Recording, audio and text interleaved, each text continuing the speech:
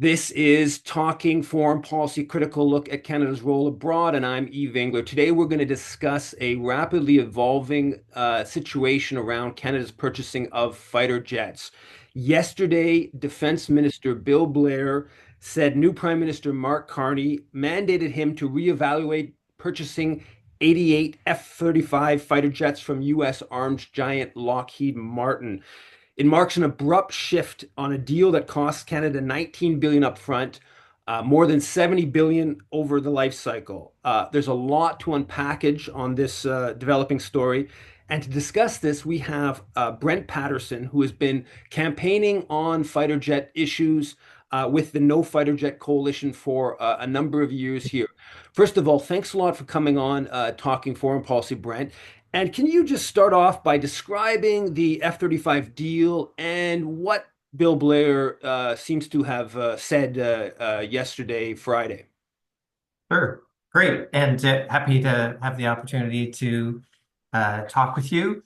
Basically, what we know via the media in terms of the purchase of the F-35s from Lockheed Martin from the United States, a deal that was announced in January 2023, so not that long ago, a deal for 88 F-35s with the stated cost of 19 billion dollars, so in the range of about 85 million dollars US per plane, with the idea that the first four would be arriving in 2026, so next year, and that they would roll out from there. I don't think the actual contract has ever been made public, so we don't have all of the deals. This is sometimes like the issue in terms of transparency. So again, this is coming from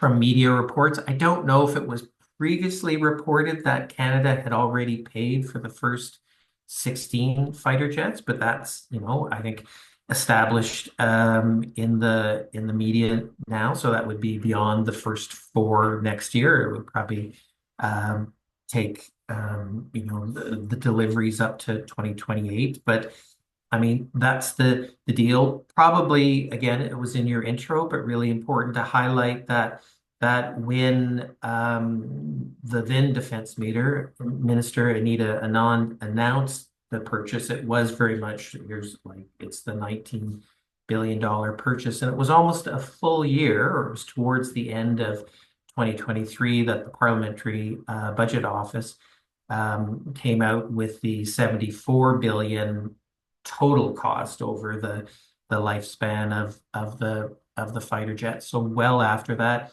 although that information really had been generated by the Stop Fighter Jet Coalition, that information was out there. It was just more formalized or finalized, but it's definitely a crucial piece of the information. And yeah, in terms of this rapidly evolving situation, what we're seeing from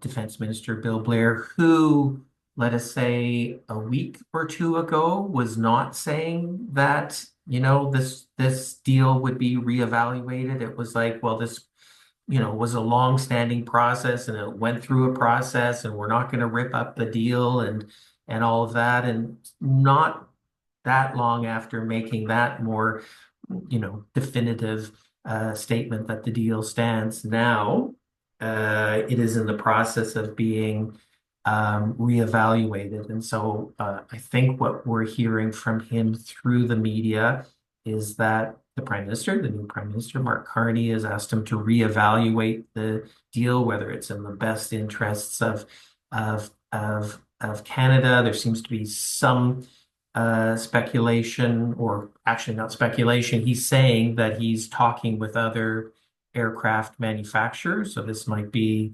the Swedish company Saab that had the Gripen fighter had been part of that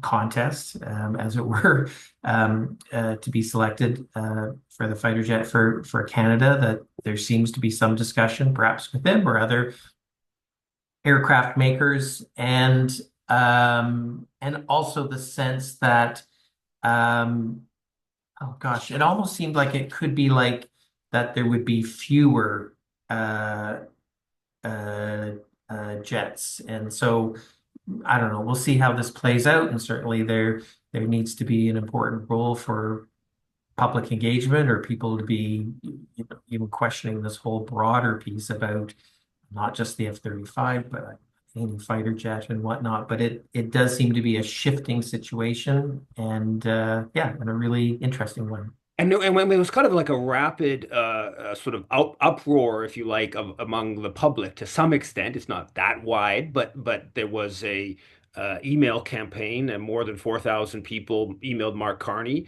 There was Michael Byers had an op-ed in the Globe and Mail. Then you had Yves-François Blanchet, the head of the Bloc Québécois, saying he was open. This is all like in the last few days, saying he was open to reconsidering. Then you had Lloyd Axworthy, the former foreign affairs minister for the Liberals, comes out and he says that it should be, scrapped the contract. So there, and then on Thursday it got announced that Portugal was abandoning its plan to purchase the F-35, and there's a bunch of other Germany and stuff have been there's media reports circulating around that.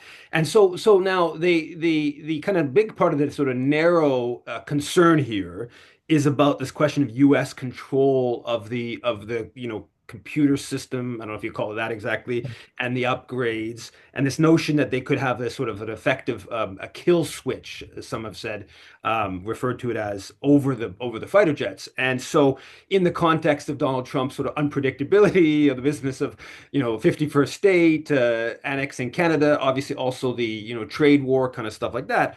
All that made it seem a bit more questionable whether Canada should go forward with this. So can you talk a little bit about what we know about this sort of kill switch type thing, and then maybe a bit of that broader U.S. control over the F-35?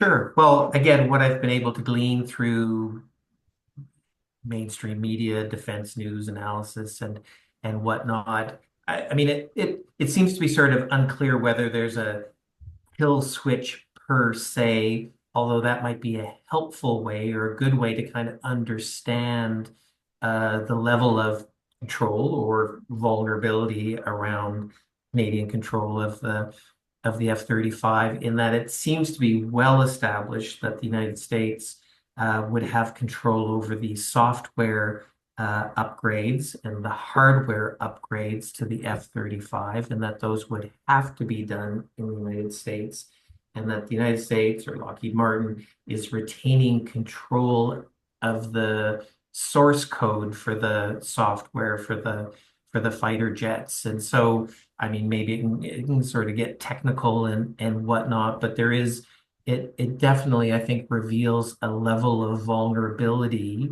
over a product. If we put something as awful as warplanes, call it a product, but it's a level of vulnerability over something that Canada is buying that could essentially be its utility being hobbled or diminished or disabled by not being able to upgrade software and hardware. Just, I mean, it's as simple as if we just thought of our laptops. If you couldn't upgrade it or add an app or whatnot, its utility, its usefulness is effectively degraded or downgraded. And I think this is the sense in terms of what you're talking about, how rapidly this situation is changing, is because you don't necessarily need to have a more radical or political analysis of how warplanes are used or the role of NATO or militarism or militarization or whatnot. I think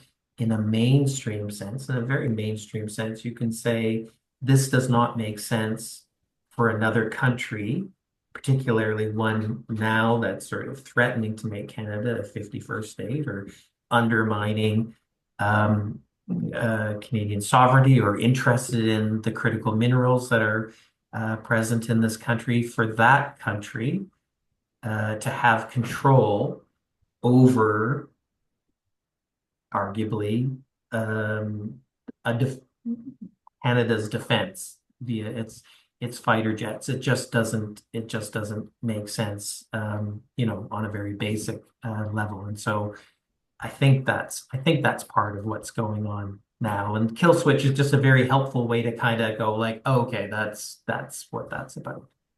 And so, yeah, it gets into this whole notion that we're told we're buying these fighter jets for defensive reasons, and as the U.S. becomes the clear possible invader, obviously it's a little bit questionable to give the possible invader control over the thing you're supposed to be buying to defend the country. Now, we know that that's not actually what this fighter jet, the F-35 purchase was about, is about, something different. And that gets Mhm. into a bit about, Bill Blair alluded to this when he was discussed the issue reconsidering the F-35 on CBC's Power and Politics last night. And he's that the Canadian military wants the F-35. He kind of alluded to that. We've known that for a while.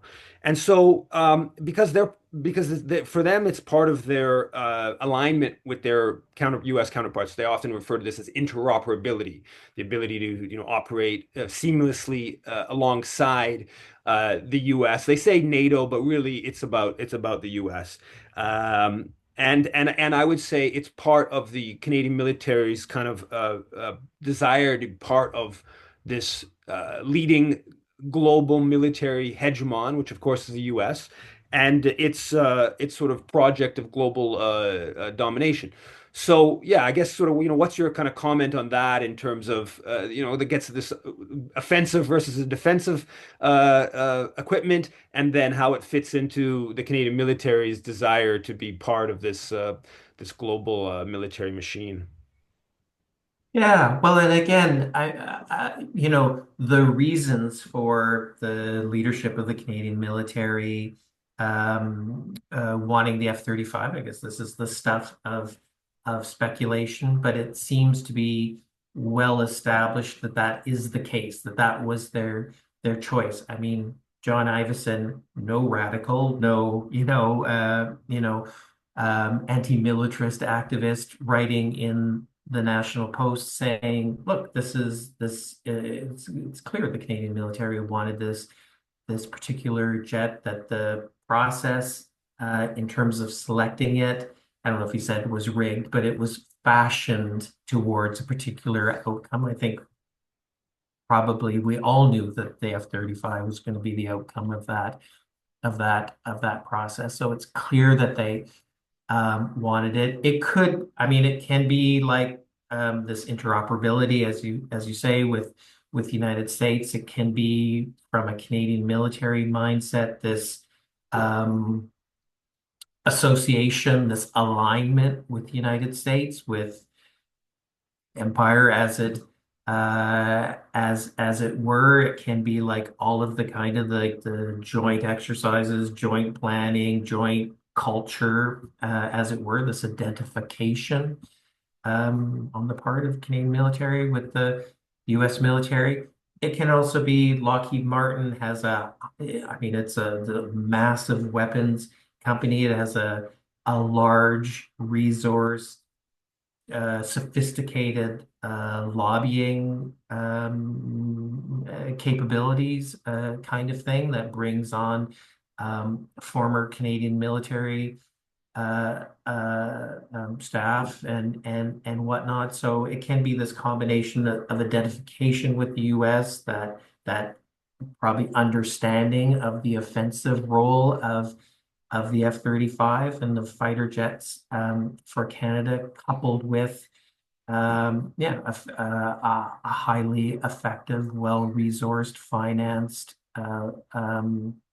lobbying campaign by Lockheed Martin. I think some of those are the factors. And again, I think that's where all of that, those millions that are probably spent on lobbying and whatnot and sealing the deal, where in this particular moment, again, that's rapidly changing, where it just completely stands at odds with probably the average person in Canada who would go, this, again, as you were mentioning before, this makes no sense for another country, the one that now is more seen as a threat, having control over the software, the upgrades, and the access to the source code for essentially, I'm sure it'll be much more than that, but essentially a $74 billion expenditure of public funds. Like I think that's where that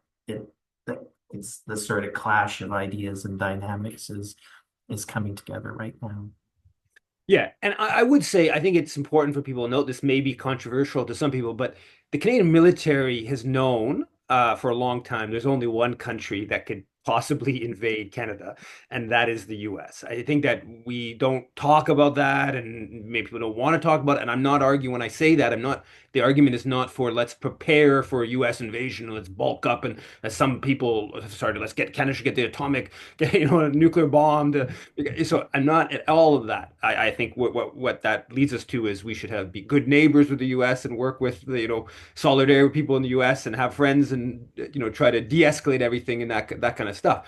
But there is the Trump has said the quiet part out loud to some extent. I mean, this is if you think about it for a little bit, and the Canadian military is completely structured not to defend, but to be an add-on for the U.S. military. And that goes, in the Le Devoir about a month ago, this political scientist referred to Canada as like a Lego, as like an added block to another force, right? It's not, again, it's just not structured to defend. So that gets into it. And we also know that concretely, of course, it's not just sort of some abstract kind of discussion. It's like what has Canadian fighter jets been used for, previously, and the F-35 is something new. And you're part of the No Fighter Jet Coalition. It's not the No F-35 Coalition. It's not the Mhm. No Gripen Coalition. It's the No Fighter Jet Coalition. And there's an argument being made at a much bigger kind of moral level. So can you talk about that, about, spending tens of billions of dollars on warplanes rather than social housing, light rail, clean water on reserves? Yeah, that kind of the big picture of like what Canadian fighter jets has been used for and what, campaigning against fighter jets is from your perspective. Sure. Yeah. Well, and I mean, I might start from the perspective of what the F-35, in one sense, is emblematic of the militarization of foreign policy. So, as you were saying before, rather than de-escalation or making friends or diplomacy or looking at ways to build peace or nurture, nurture understanding, diminish tensions or whatnot. It's the, here bulk up and have these offensive first strike F-35s and or warplanes and um, whatnot. So it's in the context of that. It is also in the context of looking at the past 30 years or so of the CF-18 fighter jets that have been uh, sent out on at least 1,600 bombing missions in other countries. And, I think this is also the kind of thing that maybe, again, in a mainstream sense, maybe Canadians think, oh, well, the fighter jets, they're going to fly above the snowy terrain of the Arctic and protect us from the Russians or, something like that, or what we see in the media, and, is that sense that they've been scrambled to do that. And I don't think necessarily that there's that kind of fuller sense of um, uh, CF-18s, Canadian fighter jets, bombing water infrastructure and electricity infrastructure in Libya um, and Iraq and in other countries, and things that should be or are technically war crimes, violations of human rights.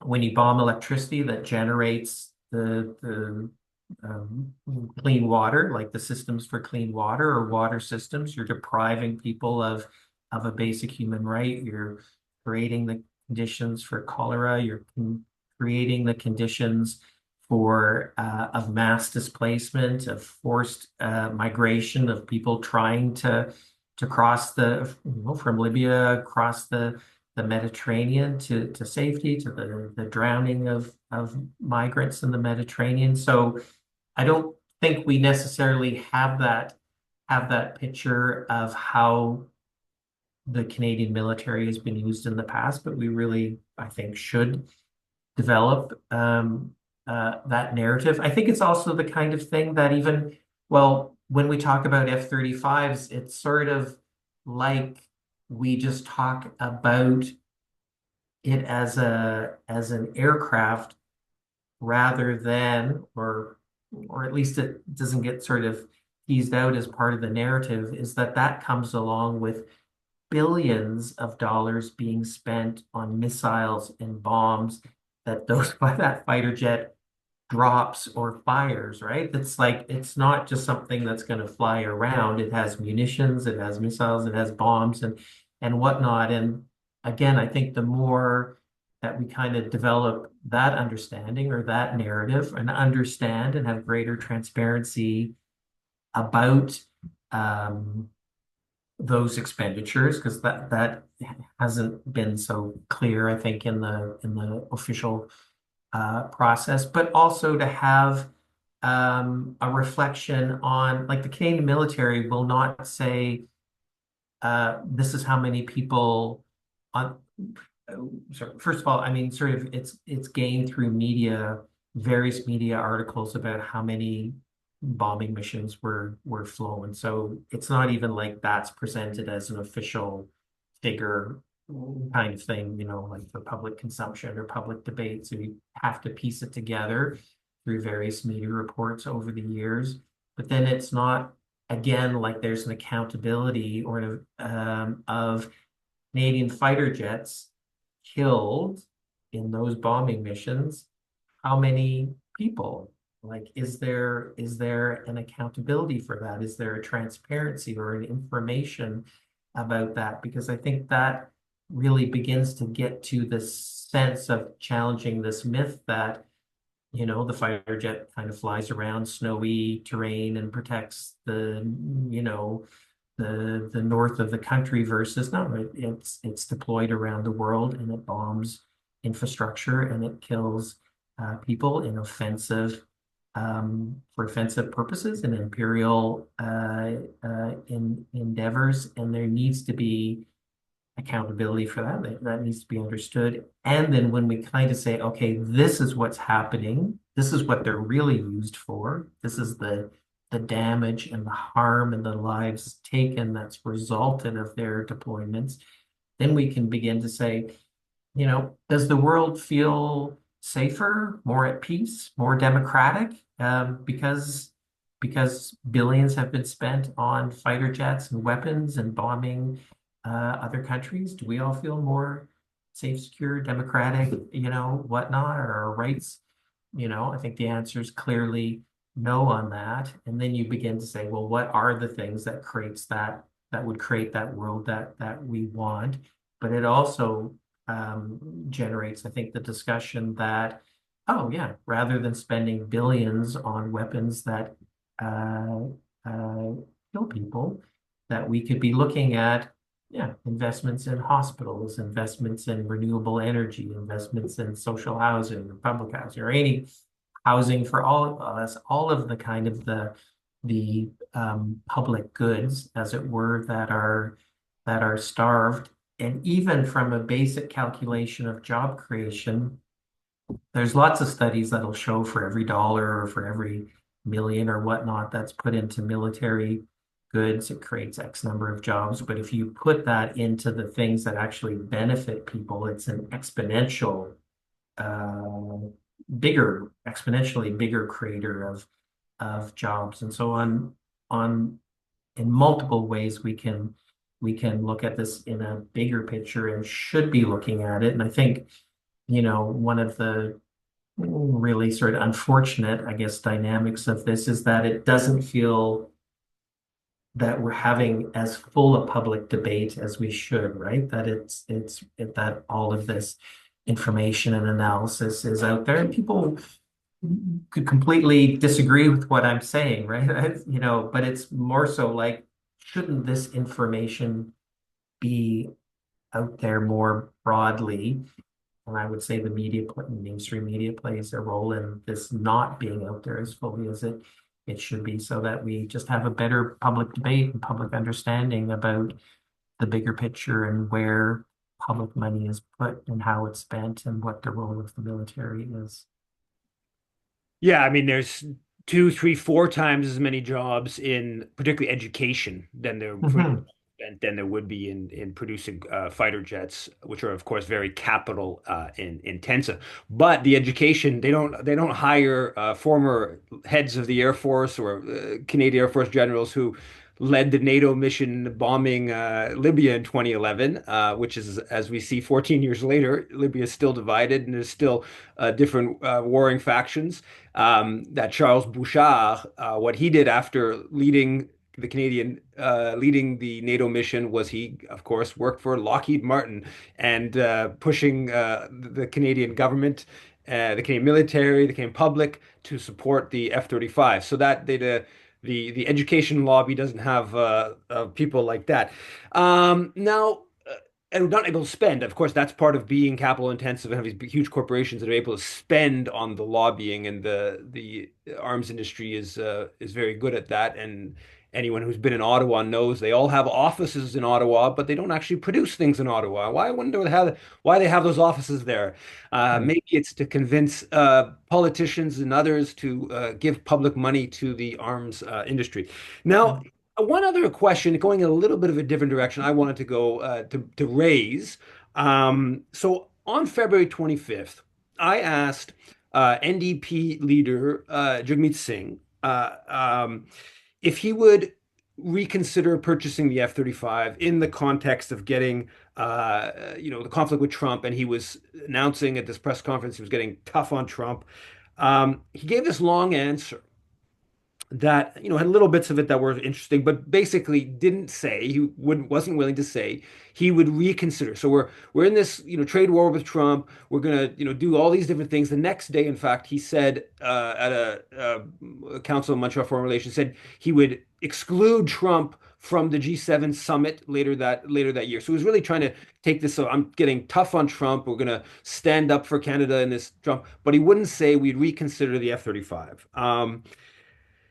Now, 2 weeks later, the government, Mark Carney, the investment banker, the has come out, and one of his early decisions, is telling his defense minister to bring this up, reconsider this. So I think that this says, obviously, it says a lot about NDP cautiousness.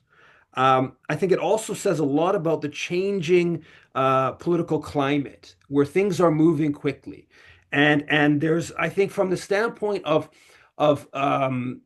peace, anti-war, it's called even anti-imperialist forces in this country, there's some opportunities in all this sort of the chaos of Trump in saying the quiet part out loud, partly, and also in all, so many horrible things that Trump's, of course, doing.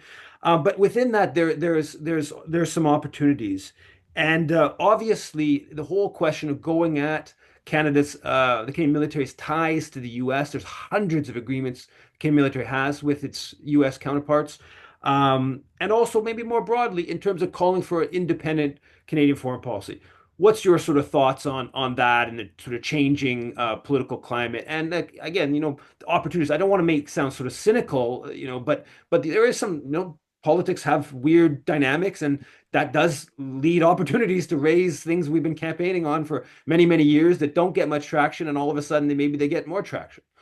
What's your Yeah, yeah, yeah. No, it's a great question, a great intro. Yeah, I mean, I mean, definitely. I mean, it's unfortunate that the NDP leadership had missed that opportunity, and in a sense, kind of have been outflanked, yeah, by the investment banker, as you say. Like, well, it's not exactly like an investment banker, seems more left now than the NDP, but like there is a little bit of a missed moment there, and yeah, and maybe it speaks to um a cautiousness or I don't know, and the degree to which one can link. Um, I mean, at this point, the NDP dropping in the polls to that kind of timid, approach to foreign policy or just generally. Yeah, it's a good question. I do think, as you're saying, or I agree with what you're saying, that the political moment that we're in right now is with Trump in the United States is creating an opportunity given fundamental relationships or fundamental understandings are shifting, changing in terms of I don't know. I don't think 6 months ago people were booing the U.S. anthem at a hockey game, kind of thing. Like it'd probably be unheard of, or all of the various things that are happening now, or this sort of elbows up kind of nationalism. I guess that's happening. That has its own challenges and probably a critique that we could offer of that too. But still, it's generating this moment to ask questions. I mean, I think uh,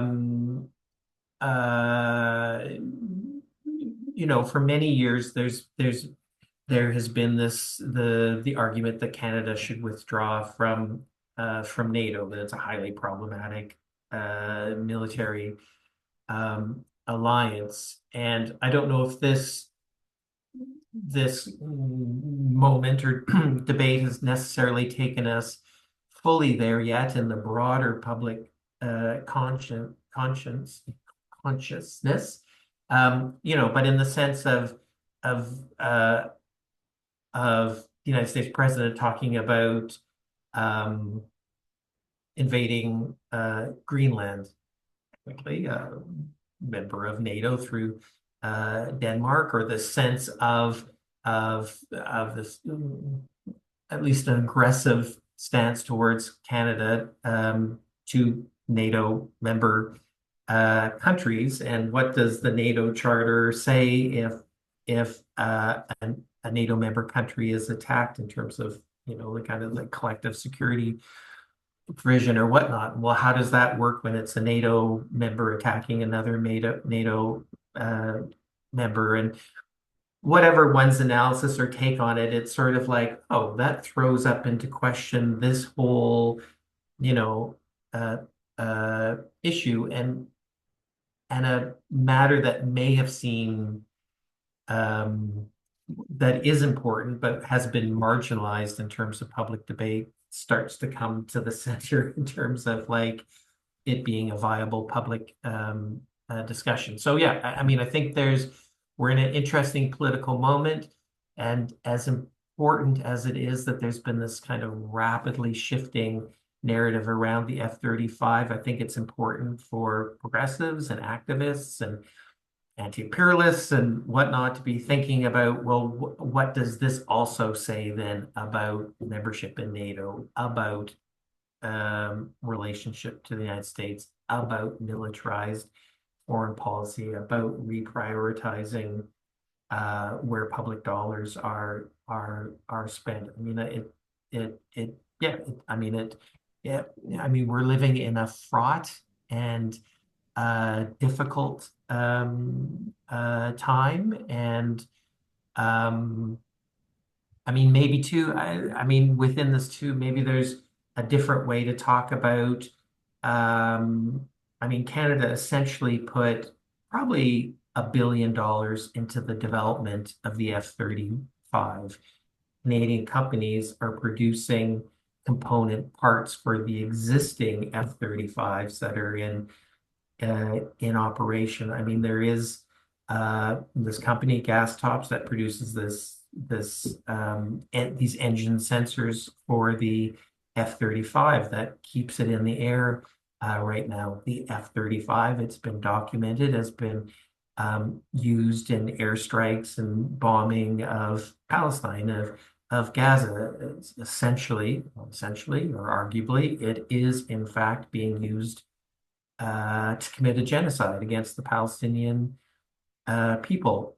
Hopefully, in sort of the narrow mainstream debate about elbows up and should we buy F-35s, we can expand public debate and discussion and that narrative about, look, Canada has also contributed to the construction, to the development of a warplane that is committing genocide against the Palestinian people. That is, I think, one of the places that we need to move this broader question about what is Canada doing, the role of, militarism, militarization, and so on. And so yeah, I, it's an awful time in many, many ways, absolutely. Like it's full of uncertainty, but yeah, part of I think our role is to find some resiliency in it to move the debate forward. The man who is calling to annex Canada is also calling for us to increase military spending. So we should think about maybe we should go the other direction, right? He obviously doesn't see the Canadian military as a challenge to his annexationist plans. He sees it as a contribution to the U.S. war machine and the U.S. Empire.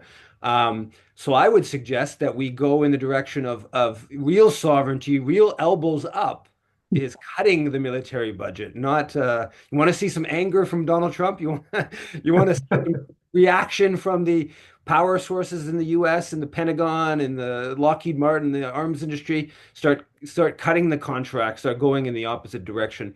For people who want to get more information, the No Fighter Jet Coalition has a website, nofighterjet.ca, I believe it is.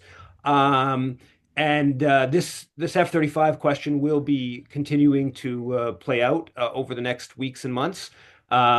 Thanks a lot for coming on, talking foreign policy, Brent, and discussing the matter. Great. Thank you so much.